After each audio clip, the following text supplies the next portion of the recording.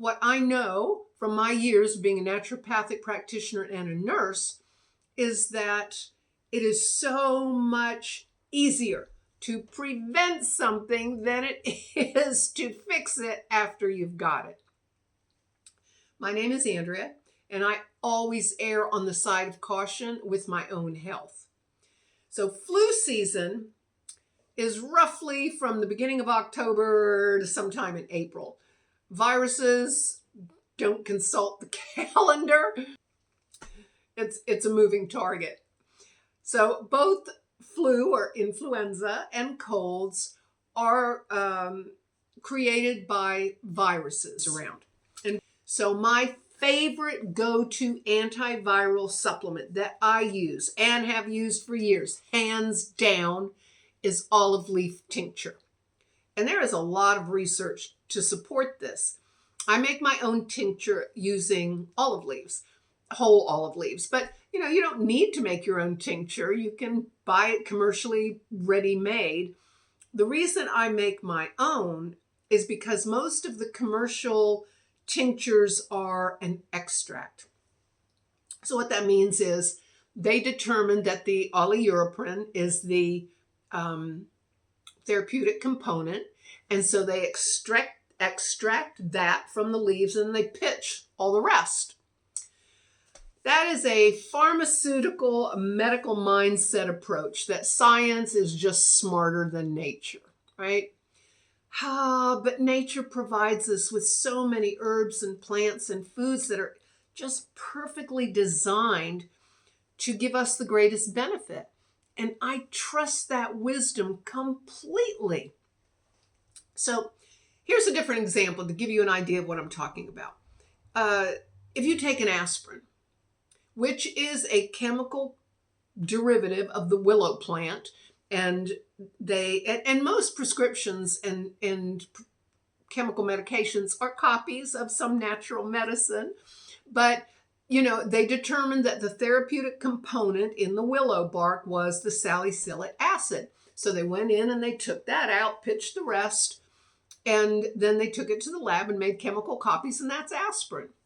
Now, aspirin will eat a hole in your stomach if you're not careful.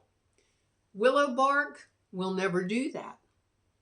So it seems to me that nature provides other things in the plant that it provides us that offset the potential damage from just one of those ingredients. So as a general rule of thumb, personally, I use herbs and plants and food as close to the way nature made them as I possibly can. And that has always worked well for me. Okay, so thankfully I work from home now. I'm no longer commuting, but when I worked as a nurse and then later as a teacher, I took about a half a teaspoon of my olive leaf tincture every day throughout flu season, just for maintenance, just to have it in there so that if any virus got in, that tincture was already there and could grab it and keep it from getting into your cells. I also like elderberry, and I know a lot of people use elderberry, and it's good. It's definitely secondary, way secondary in my opinion, to olive leaf. And the issue I have with it is that a lot of these preparations, which you can buy over the counter, have a lot of sugar in them. So one of the more popular ones has 8 grams of sugar per serving. And how many servings are you going to be taking?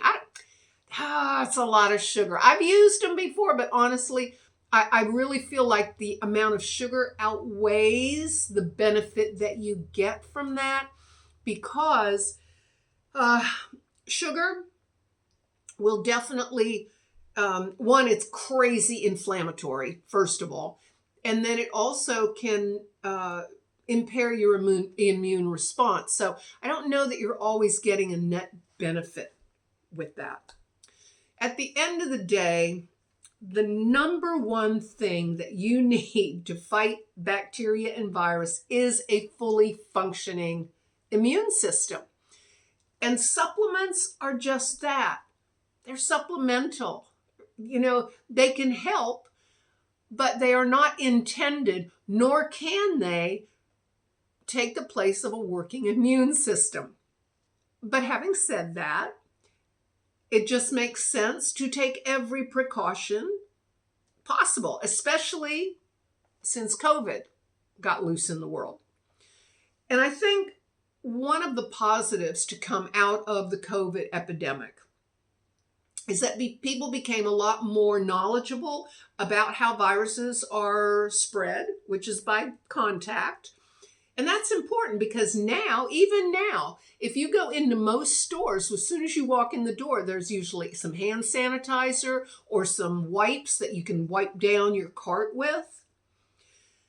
For me, when I go grocery shopping or any kind of shopping, I put all my stuff in a fanny pack that I wear around my waist. So I'm not putting it in the cart, and it's just not getting contaminated because it's not touching anything in the store.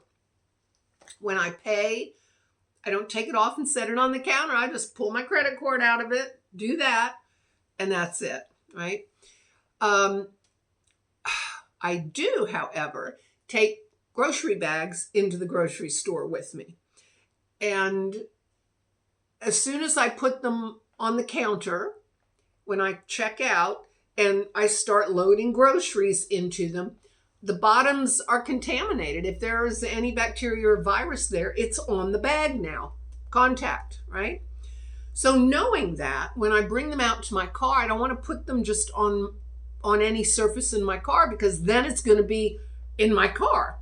So I have a hatchback. So I line the back with feed bags and I just put all my grocery bags on top of that. Then I have another feed bag that I put in the house that I set the bags on while I unload all the groceries. And then when I'm done, and I use feed bags because I have a horse and I have a lot of feed bags. So it's nice to kind of get double duty out of those things. But the goal is not to pick the virus up and then carry it into your car and into your house. So as soon as I have loaded my groceries into my trunk or the back of my car, I sanitize my hands. Now, I keep those little hand sanitizers in both my vehicles and I keep them in the console in between the seats. So I open the door and then I reach in, get the hand sanitizer and do my hands. Then I get in the car, sit down and close the door. If you get in the car first and close the door before you sanitize your hands, we've already contaminated the handle on the door, right? So the goal is before you touch anything in there that you sanitize your hands. Then when I get home, I wash my hands first before I even start unloading my groceries, and then again after. And then when I'm done, all the feed bags go in the trash and the grocery bags go back into the back of the car on top of those feed bags. So being a little bit of a germaphobe can be a positive thing in the wintertime.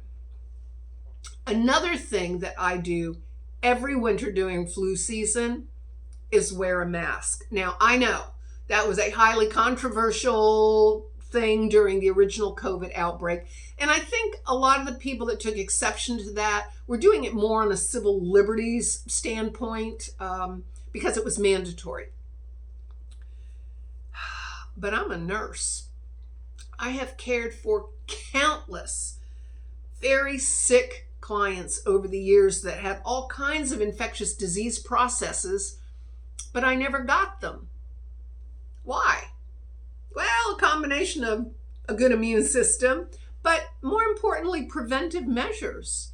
Most particularly, wearing a mask and wearing gloves when entering the client's room, doing good hand hygiene, and, wiping down surfaces with antibacterials, things. And that's, it's a good thing to do at home and in your car too, just in case.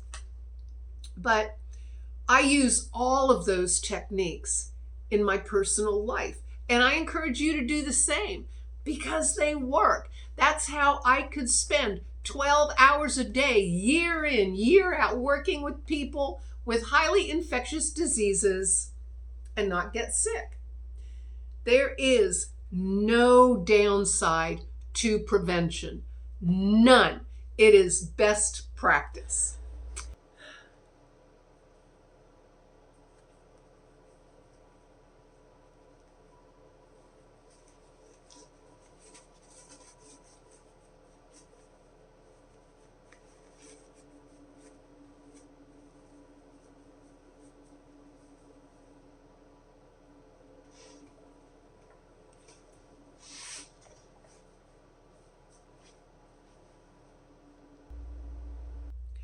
I'll see you in the next video. Take good care of yourself this flu season, and I'm wishing you endless health and happiness.